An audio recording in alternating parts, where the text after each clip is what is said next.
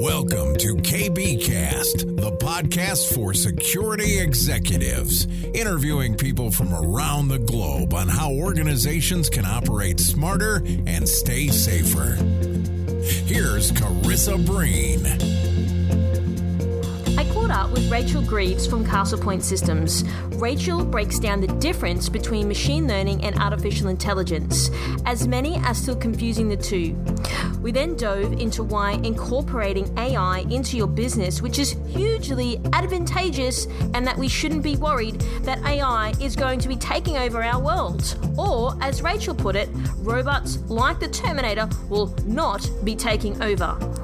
If you'd like to learn a little bit more about AI and ML and how to go about incorporating this into your business, then this episode is for you. So please keep listening. Okay, so Rachael, I know that you and I spoke last year and we've been trying to do a podcast. So I'm really excited to speak to you about artificial intelligence, machine learning, all of the things, because I feel that a lot of people still get that confused, and I really want to talk about artificial intelligence and automation because I feel a lot of people don't really understand it, but they get concerned when they hear those two words, and I thought you're the perfect person to talk to about that. But before we dive into that, we always like to start our podcast off with talking about you and your journey. So can you please walk our listeners through your journey to where you started to where you are now? Yeah, of course. Thank you so much for having me on. So my journey is probably not too typical. My start in this career was well outside of the STEM field. So my degree is actually in classics, so Latin and Roman history and anthropology, but the skills are the same. So that kind of learning sets you up for identifying patterns, applying rules, obviously. Latin grammar is pretty renowned for its rules, and also identifying novelty. So, the thesis I wrote was about a novel pattern I identified in a certain Latin poet, and then that was backed up by research and metrics, essentially evidence-based, to validate that pattern and determine the causes of it. And those are, of course, exactly the same skills that we use in STEM generally, but in AI and RegTech specifically. So I just entered IT just by accident. It was just one of the first kind of full-time roles that was available to me. I think the manager saw the potential of someone with those, particular set of skills, and started working in kind of management, analysis, and then shifted focus more onto compliance and audit. And I'm now a certified auditor and security manager, privacy systems engineer, and records manager. So that's been the journey to today for me personally. What do you like most out of doing all of those things you just listed? I think for me, it's the problem solving. Mm-hmm. So identifying what the problem really is the first step to solving it, and having evidence available to back that up is really satisfying. Finding solutions to problems that have been really intractable for a long time is very, very rewarding. And that's how we developed the company. So since 2012, Gavin McKay and I have been running the company, providing these kind of audit compliance services. So we've audited some of the, more catastrophic disasters in information governance across government, me from obviously the above the line compliance side and Gav from the platform side. And what we saw consistently was that these projects just never could have succeeded. The problem was clear, but there just wasn't actually a solution to that problem. And that's why we developed our Castlepoint technology. I love when you mentioned before you studied anthropology. I find that really interesting. And part of what we're going to get into today very shortly is some of it I think will relate a lot to human behavior. And I think you would be able to be the perfect person because you've got that anthropology background. We talk quite intelligently about AI and how we're moving in a different direction in Australia in particular, especially from a jobs point of view. But I'd like to start off with, I want to ask you to explain AI and machine learning. Now, a lot of people still get these mixed up, so I want to be really clear before we start talking in these terms that people have the same grounding as that you're about to explain the difference, as people still, I feel, get these really, really messed up. So if you could start by just identifying like what the difference is between them as well. Yeah, that is a really key thing to understand. So, I mean, machine learning, ML, is a kind of AI. AI is a very broad term. Obviously, it stands for artificial intelligence. And all AI really means is just machines doing things that humans do. So AI isn't machines thinking the way that people think. It's just machines acting the way that people act. So for that to happen, the machine essentially has to follow patterns and replicate the kind of patterns that a human being would follow. And machine learning is just one way that it can learn what those patterns are. So ML is one kind of AI. There's also natural language processing. There's all different kinds of types of artificial intelligence. But I guess the key thing to just point out, from a humanity versus machine point of view, is that AI is not intended to think for people. It's intended to go through the processes that people go through, relying on the evidence that people rely on, and it should always really be a decision support tool. It's actually against ethical principles for machines to make discretionary decisions. So the machine is never really going to take over the job of a human being, whose job it is to make those decisions on balance. But its job is to really help us make those decisions much faster and with much more evidence. And when you say take over, I think when speaking to people, I mean, you would probably get this more than I do, but as soon as you talk about like AI, I think people start to freak out, like we're going to be run by these machines. And that's why I really want to bring you on here today to really talk about how if we adapt to leveraging artificial intelligence correctly, how that can actually add a number of benefits to what we're doing and sort of moving away from quite banal and mundane and quite tedious, arduous tasks to actually enhance capability and actually get the best out of our workers. Would you say that most people, that's probably a minority view rather than a majority view, probably because of what media positions out there for people who aren't in this space like you and I are in, and they have this perception and a preconceived idea of what that actually then means? Yeah, I think so. So I think there's sort of two aspects to it. Firstly, people don't realise that almost everything they interact with day to day has some kind of AI in it. So machines have been doing human tasks for a long, long time and doing them based on data for a long, long time. So almost everything we interact with on the web or in our applications is using some kind of AI, and we're not afraid of that. We're quite comfortable with that. I think people do still tend to think of AI as something very, very technological and incredibly sophisticated and kind of beyond the realm of general human understanding. But it isn't. Like at its fundamental level, it's just rules. It's just algorithms, the same kind of algorithms that we apply in our own decision making. So yes, people can be concerned about AI. What they're often concerned about is what impact AI will have on their job or on their role or their value. But I think people, number one, don't realise that they're already living in an AI-enabled world.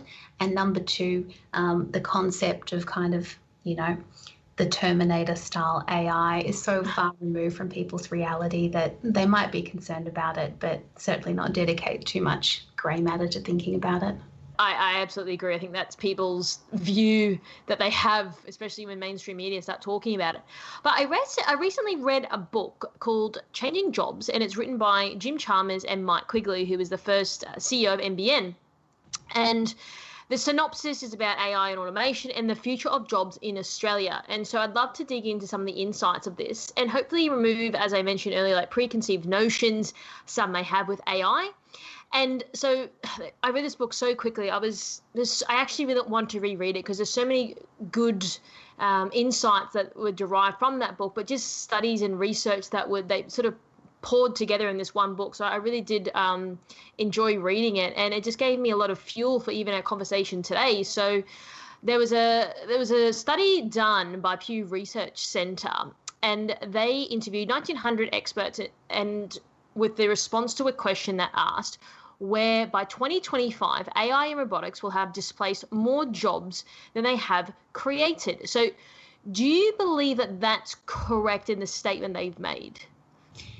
It is a really hard question, and it's a question for economists, I guess, and there are lots of theories about this, but there are a few kind of anecdotal or sort of analogous examples we can look at. So, like, let's think about records managers, and this is sort of close to my heart because I am a records manager, and our product is focused in, one of its aspects is on records management. Records managers have had really sort of diminishing value in their role since around the 90s. So back in the days where we had paper files, we had people whose job it was, manage the records and make sure we're keeping everything the right amount of time. And in the recession in the 90s, those were one of the first areas to go in government especially, and they weren't really repopulated after that. So we had a cohort of people that were seen as less valuable. There were less roles for them. People left that industry. The academia then didn't keep up. So even to this day, if you want to be a records manager, your degree is essentially going to be in, archives and library management. The sort of institutional side hasn't really kept up with the digital world. And because those records managers weren't able to do their job effectively once we moved to a digital kind of model where there weren't paper files to be putting stamps on anymore, they became even less important in the role. And we've ended up in a situation where there might be one, records manager per 1,000 employees in an organisation. They're not really equipped to do the role. They're not really trained to do the role. There's really a very minimal pipeline of young blood coming into those roles because there's no pipeline through university to do it. And they're not seen as effective because they don't have the tools to be effective.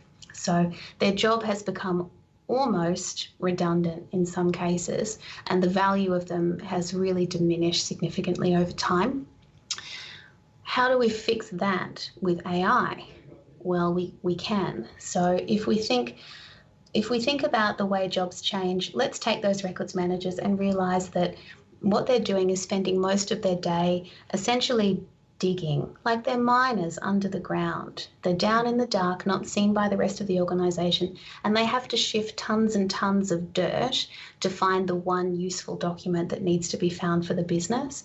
And they spend all of their time digging, and that's not something humans are really designed to do. We're designed to think and express and come up with ideas. We shouldn't really be spending all day underground, out of sight, digging.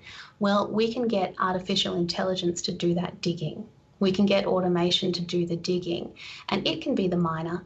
A machine doesn't want accolades. It doesn't care if no one sees it or values it necessarily in its role. It doesn't get tired. It doesn't get decision fatigue. It doesn't get trauma from being exposed to, difficult or sensitive topics. And it can work 24/7, 365 without a break. And what we can do is we can take those records managers, and instead of saying, all right, well, this is the end for you then, like the writing's been on the wall for a long time and now you're out. Well, actually, we need them now more than ever, because that machine is going to bring documents to the surface at a much, much faster rate with a much more accuracy than those people miners have ever been able to do. And who is going to take those documents and turn them into valuable insights? What we want to do is take the records managers who are currently miners under the ground, and we're going to turn them and reskill them into being jewelers. They're going to take the gemstones that the machine digs up for them at a rate of knots, and they're going to craft them into jewelry, like into more valuable, meaningful insights for the organisation, which makes them more important strategically in the business. It means they're providing more value across larger sets of data, and they're actually much more pivotal in the organisation than they were before. So yes, it will displace their role, it will replace their job, but it will give them the opportunity to do a new and better job that's much more aligned with what human beings should be doing, which is higher order thinking. I loved your analogy that you use, and I think that's a really good way of looking at it and an easy way to interpret, because, just how you're explaining things then, and if I look back on, that's just basic evolution though, isn't it? Because, now we're in 2021. Why would we be, going around with a horse and cart? And that, I think that's just human nature though. Like, we have to evolve. And maybe it's because we're entering uncharted waters where we don't know what we don't know yet, but retrospectively looking back on it, it almost looks obvious that we weren't doing the things. So, maybe you can speak more intelligently because you have got that amazing background in studying like human beings and the evolution of those. And I'm curious as to I don't know why people are so afraid of it, because before Google and Facebook, like, we had other jobs, but then Google and Facebook have created more jobs for people. So it's just part of mankind that we're evolving as a society and as a world to be able to do better things. Yeah, I mean, it is true, and there is a downside, which I guess we can talk about in a minute. But there will always be a role for people. Machines shouldn't make discretionary decisions. Humans still need to make decisions. If we let machines make decisions that require discretion, we end up with robo-debt, right? So there's always going to be a role for people. So it's very, very important to realise that we will still have people that are key in the end product. We just want to replace the process that's requiring those people to do that lower value work. I think people are afraid of AI in the same reason they're afraid of genetic modification. We've been doing automation through the Industrial Revolution for a long time. No one's afraid of the better mousetrap. They're not afraid of engineering technology getting better all the time. The same way we've been selectively breeding plants and animals for the right genetic characteristics for a long, long time. And then genetic modification comes along, or AI technology comes along, and it's a step change. Like it's a sudden, like an exponential increase in the speed at which we can do those things. And that's what's scary. So, I mean, we've been doing genetic modification forever, and we've been doing automation and robotics forever, but when suddenly we can do it in a big jump with a big advance in technology, that is alarming for people. So it hasn't been as incremental as what you're saying. It's just been quite a big shift that people are noticing more. Yeah, that's right. And that is scary. Like, change is scary, and people wonder, what is this going to mean for us and for our job? What does it mean? Will machines take over, the sort of the EQ side of things? Will machines start to be replacing people in roles where we think it really should be people doing this stuff? And maybe, yeah, they will. Just before we jump into the EQ side of things, when you're talking before about, the machines looking through the dirt, finding the gems, I mean, you're an employer, I'm an employer. Isn't it obvious that employers, of course, would want machines to do trivial, tedious tasks, pay people to do the thinking side of it? That just seems like an obvious answer. Or maybe we're in this space so I can't see past automation, because I would just prefer to pay someone to use their brain than doing, like filing documents or something like that, for example. Like, it just, to me, it seems like more bang for buck if you were to look at it from that perspective. It does seem like that as an employer, and we have to remember that as employers, we are capitalists, right? So the challenge here is that is a very capitalistic mindset. Right. So that's okay. Like, this is a capitalist society. But what we often forget about in this society is that sometimes if the only labour a person can do is menial, then that is still the most important thing they can do, right? So to have value in our society, you have to produce labour. We value people for their labour, not for anything else. So, this is a classic story. Like, we don't value parents who stay at home and raise children because they're not participating in the workforce. So we don't value them. Let's take our miners, right? So let's say we had 10 records managers and 10 of them spend all day long digging through the mine. Well, I can replace all of them with a machine. Do we need 10 people to make jewellery? Probably not. Maybe we need 2. So yes, we can change people's roles and we can realign them to what people are good at, do the brain work. But can we give everyone that new job? Maybe not.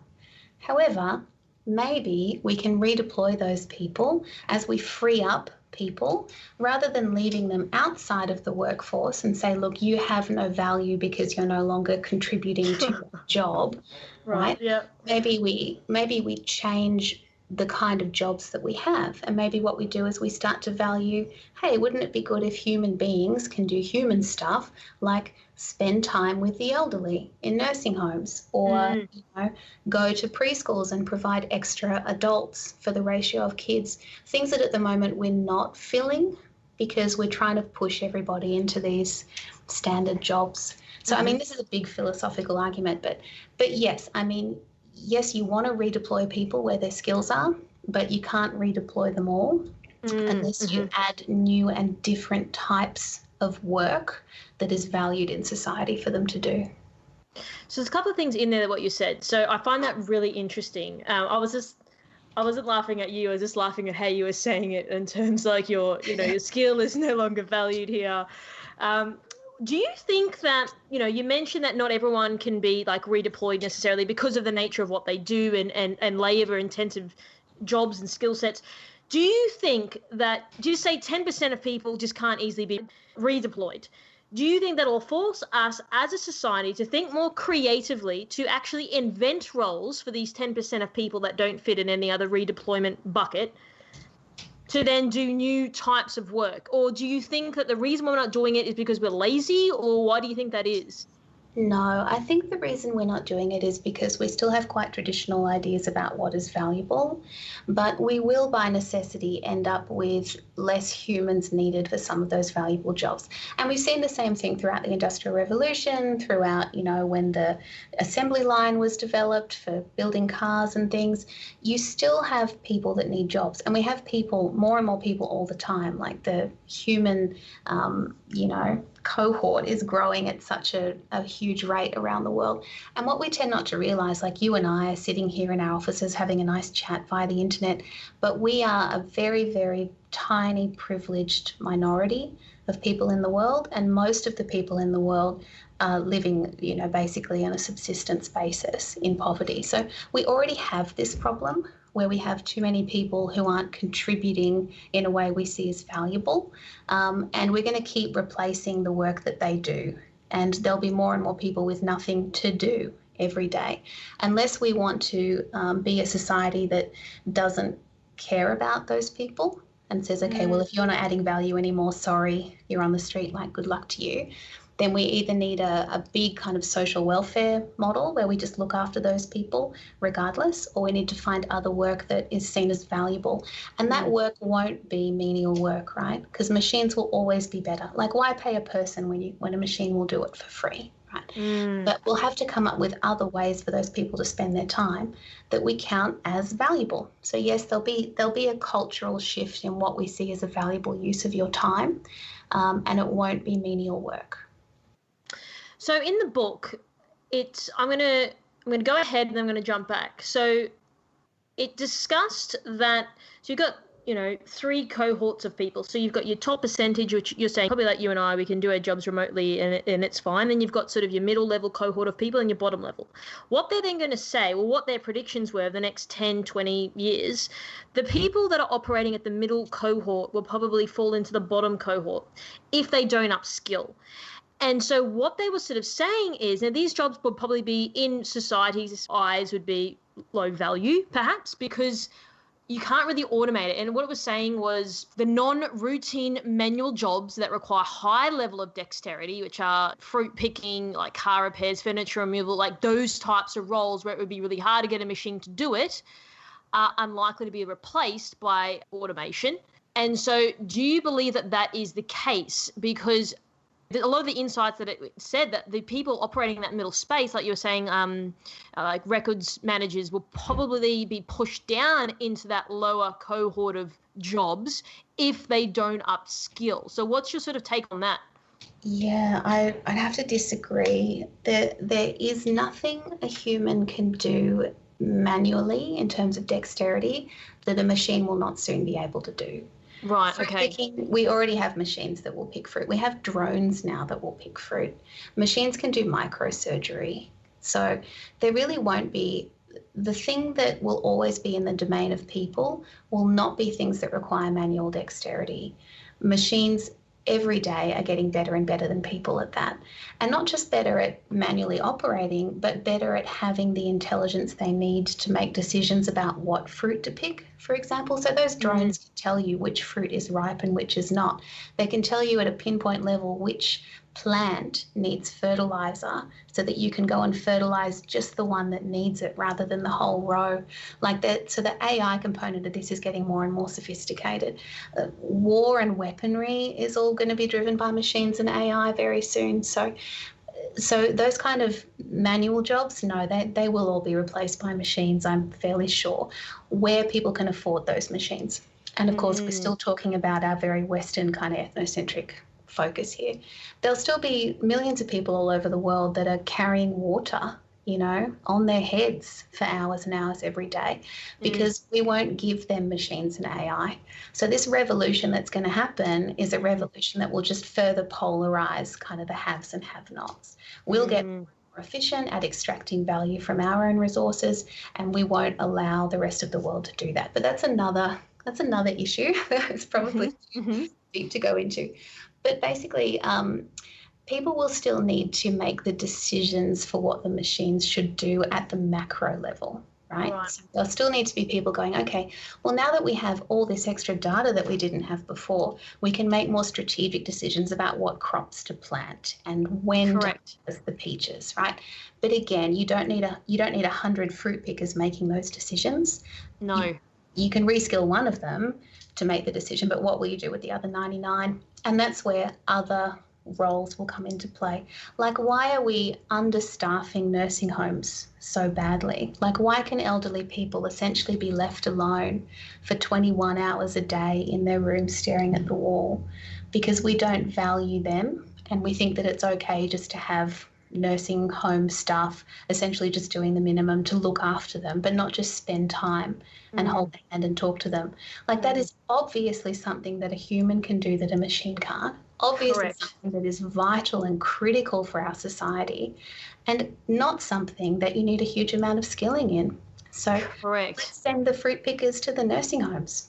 Correct. So let's jump onto the EQ side of it, as you just mentioned. So one of the sort of insights from this book talked about EQ, like psychologists, for example, will less likely be automated. So do you believe that over time that will change? Because as we just mentioned, the fruit picking and all that, depending on where you are situated, yes, the machines are A, already doing that, and B, may do. But do you think because psychologists require a high level of emotional intelligence, you'll get to a stage where that just becomes automated? Hopefully not. I mean, machines will never have true compassion. You can't code compassion necessarily. Also, it would be very hard to train machines in psychology, not just because you need, EQ skills that are hard to code for, but because psychology itself has a massive replication crisis. Like, you can't, some of the biggest psychological experiments in the world that have really set the stage for how we see the human brain working, people have tried to replicate those and they can't. They're just not repeatable experiments. So a lot of the knowledge that we have about psychology is actually not evidence-based, and machines need evidence. They need to understand rules in order to apply them correctly. So I just think psychology is not evidence-based enough for AI. That said, there's an enormous crisis in this country and around the world with depression, suicide, self-harm. So, and again, not enough people to provide those services. If you know anything about Lifeline, you know that people can be on hold for a long time. They cannot get through. There's just not enough volunteers to talk to them. Well, I've got another job then for those fruit pickers, So the other, like the flip side though, is that AI might actually act more ethically than a psychologist or a psychiatrist in some cases. Like, if you know anything about the history of lobotomies, for example, you know that the guy who invented those basically didn't act ethically, and he lobotomized hundreds of people with no scientific evidence and caused irreparable harm and death to many of them for his own, for his own gratification, his own wealth management purposes. The same with recovered memories. Like, we had a spate of this in the 90s where psychiatrists were telling people that they were basically planting memories in people and convincing them that they'd been abused as children. All of this very, very unethical. Machines won't do that. Like, they won't go rogue like that. We have to train them to be ethical, but also machines don't have the same motivations as people to do unethical stuff unless it's accidentally coded into the system. So, but where we do have evidence and algorithms, we can use them with AI. And I guess this is a great example of where the machine and the people can come together. So We've done some work recently on domestic abuse, and in the particular police jurisdiction we were working with, they already have a set of evidence-based patterns. Like they can say, hey, you're a high-risk perpetrator if we see your behaviour escalating on this type of pattern, and also factors.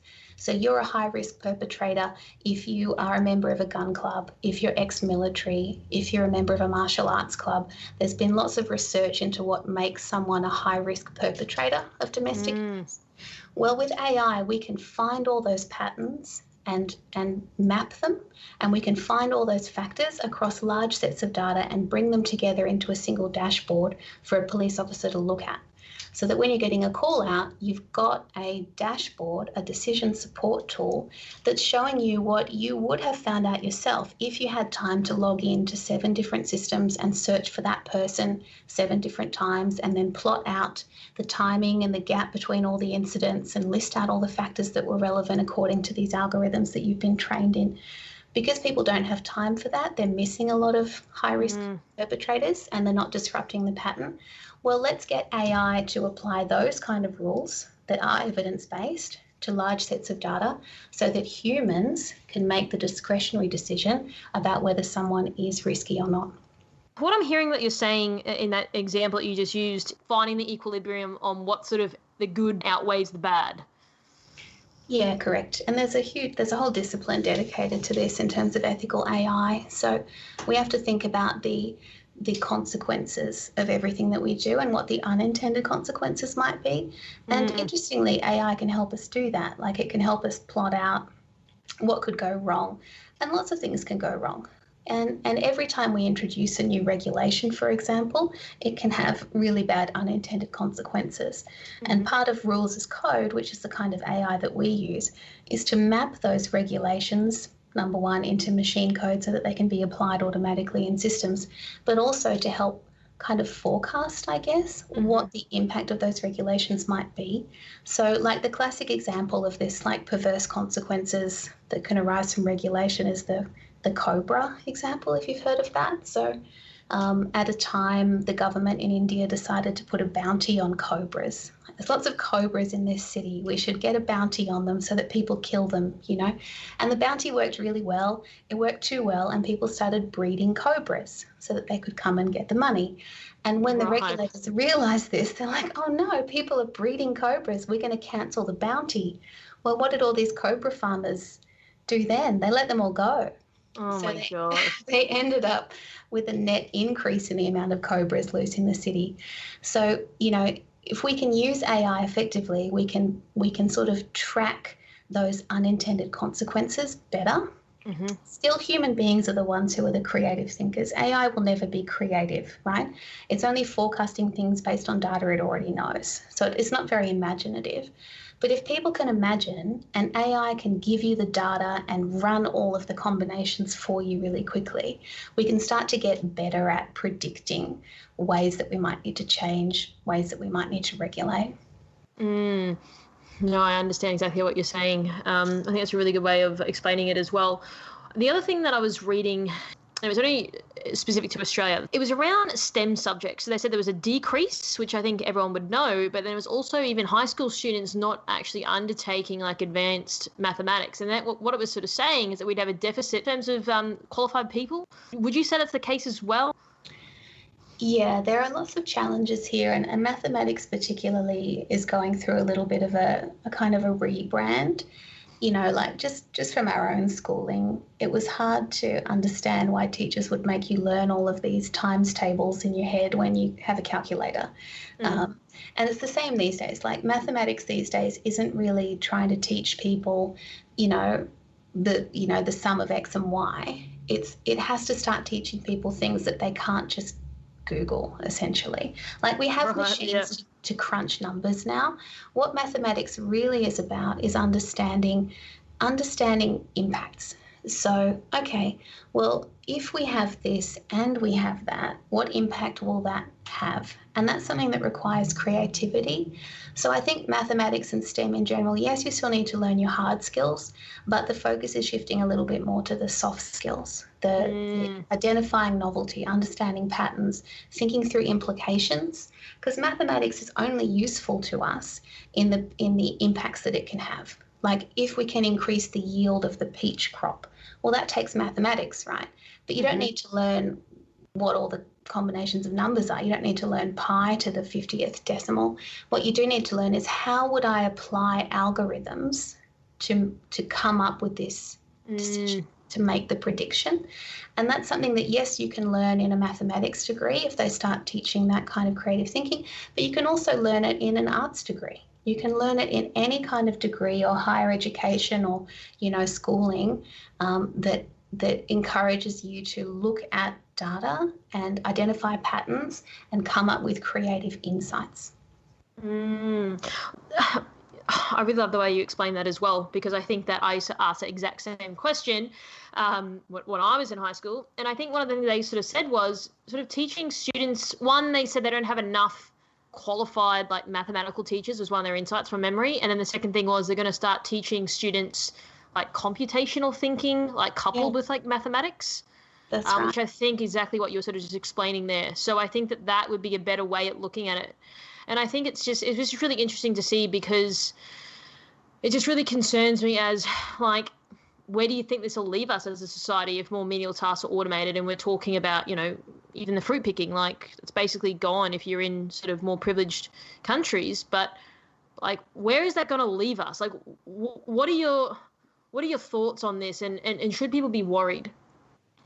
Yeah, people should be worried, but they shouldn't be worried about the machines. They should be worried about the systems of government. You can never explain to someone why they should care about other people. They either do or they don't, right? Mm-hmm. But if everyone has a different motivation. Some of us have an inherent motivation to care about other people, and some people need an extrinsic motivation. But that extrinsic motivation is going to be, we have an increasing number of homeless people. We have an increasing burden on the public health system. We have increasing crime rates. Why? Because people aren't occupied, they're not utilised, and they're not seen as having value. But what we have to realise is that we will not have enough traditional jobs, in quotes, to occupy all those people. Our population grows and grows all the time. The number of jobs will not grow. The jobs will change, but the number of positions will probably shrink, especially for the more menial jobs, because machines will take over. So unless we're happy to let those people fall out the bottom of the sieve and just be left without any safety net, we have to find new jobs, in quotation marks. And it will be more fruit picking, right? It'll be, where can we deploy people? Like, think about all the things that we're not doing. The US has an enormous issue with rape tests. Like, the rape kits aren't being tested. They've got warehouses and warehouses of rape kits because no one has time to get through them all. Well, it shouldn't be too hard to upskill enough people to use those, again, machines that do the DNA testing to process all of those. So why aren't we deploying people where we have gaps and where we need them? Because it's not profitable or there's not enough of an incentive to do it. So I think unless we have kind of a change from the top that says, okay, well, we know we're going to have more and more people who need to provide value. We need to change our definition of value, number one. Yep. Yes, spending time with the elderly is value. Raising children is value.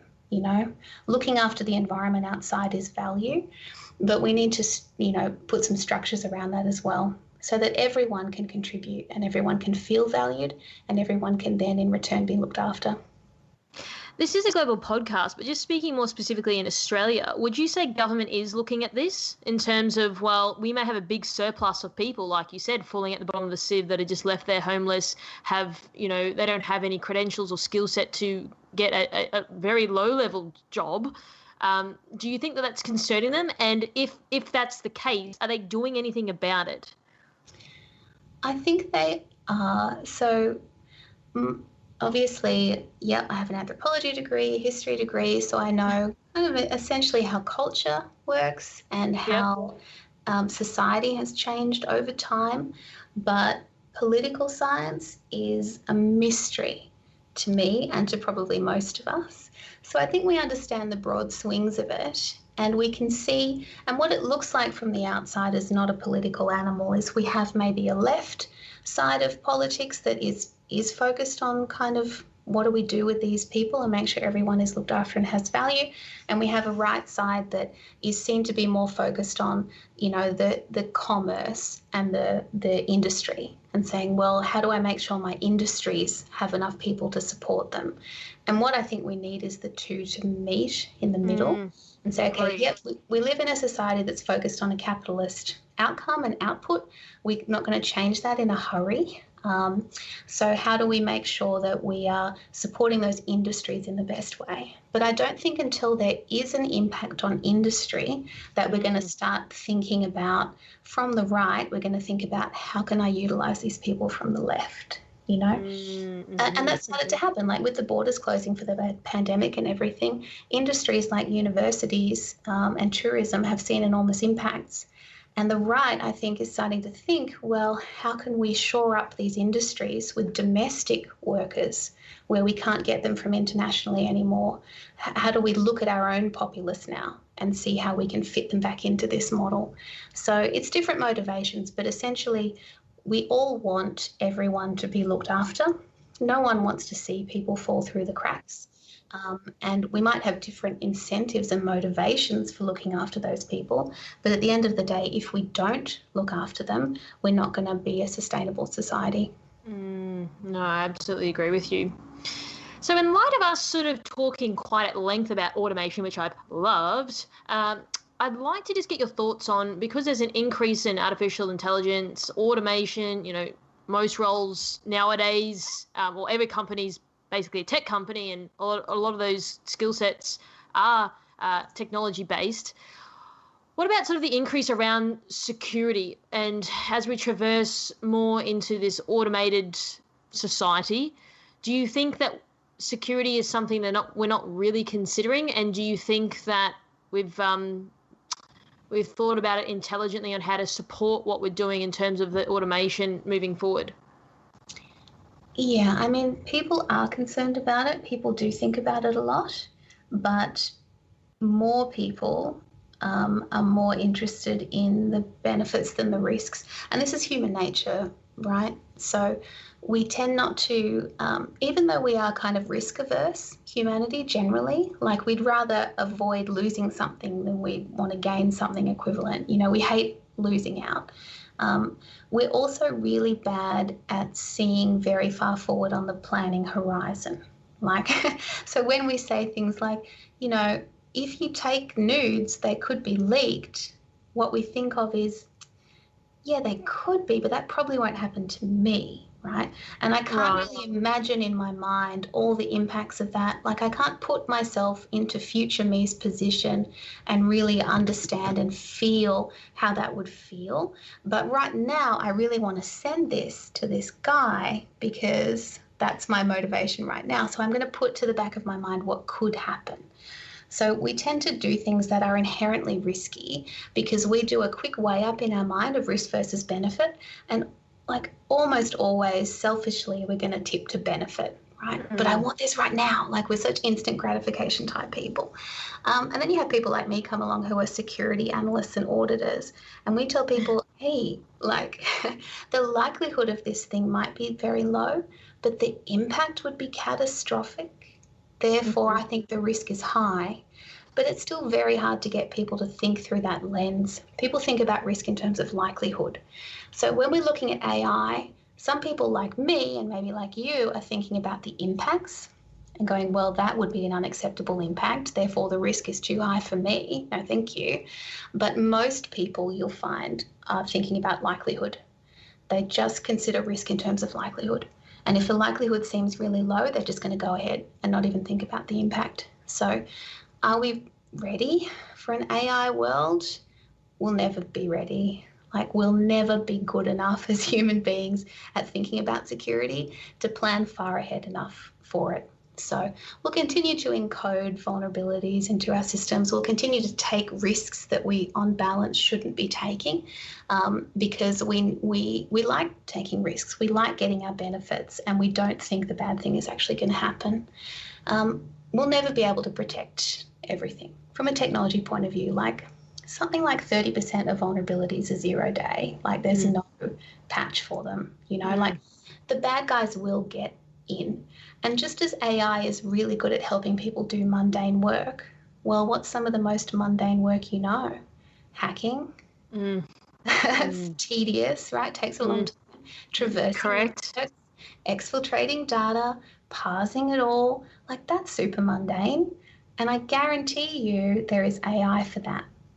We've seen it. So just as AI is going to help you, it's also going to help the bad actors as well.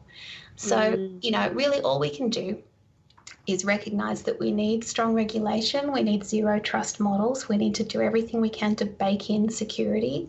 But the most important thing we can do is just reduce the threat surface. Like we just have to assume that we'll be breached, and that AI will be helping people breach us, and that our own AI systems will be making us vulnerable to being breached. That's just a fact. So what we have to do, if we can't reduce the likelihood down to negligible, we have to reduce the impact. And the only way to do that is to not have the data that would cause a catastrophic impact if it was released. So, and that's why we built our system, so that we could tell people, look, you have terabytes and terabytes of data. There's no way you as a human being can understand everything in here that's risky, everything in here that's valuable, and also everything that you're not allowed to dispose of yet under law. So how about we find all the risky stuff for you, and we use regulatory code to determine whether you can just get rid of it.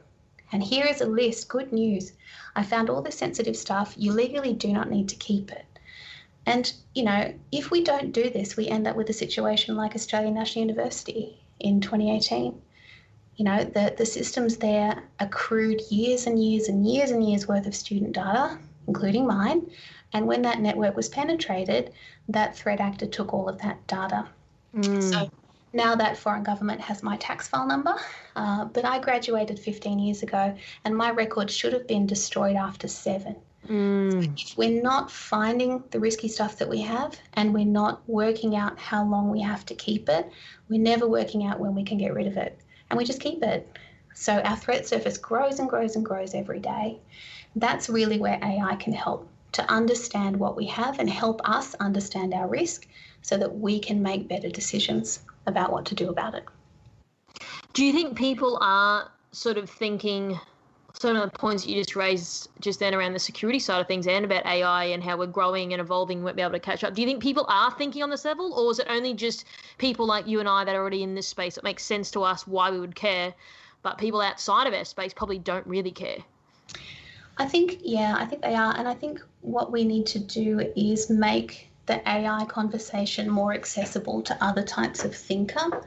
So we have lots of political thinkers around the world, lots of social thinkers, lots of people focused on health and rule of law and justice and environment. These are the people who are having the big thoughts about catastrophic impacts on our society, on our planet, on individual people. And if we can make the conversation about AI and automation accessible to those people, then their insights and the value they can provide can help us shape better technology. Until we integrate technology and humanities, essentially, back together, we're having two separate conversations in two different rooms. So I think it's going to be really, really key to try to cross, hands across the water and get technology people talking to economists and psychologists and anthropologists, and get those people, politicians and healthcare administrators, talking to technology teams as well. It's only by working together that we can design technology to support human beings. We can't just design technology for technology's sake, and we can't continue to support human beings without leveraging technology. I love that. Well, Rachael, I've absolutely loved our chat. You've definitely blown me away with some of your answers and just how in depth you went and how intelligent you spoke about things. So I really appreciate that. Absolutely loved the conversation. If people perhaps have a question that I didn't ask you today, how can they go about reaching out to you? Yeah, of course. So you can find me on LinkedIn, Rachael Greaves on LinkedIn, and you can email me. It's just info@castlepoint.systems. You can get me there. Awesome. Well, Rachael, I really appreciate your time. No worries. Thanks, Carissa. Really nice to talk to you.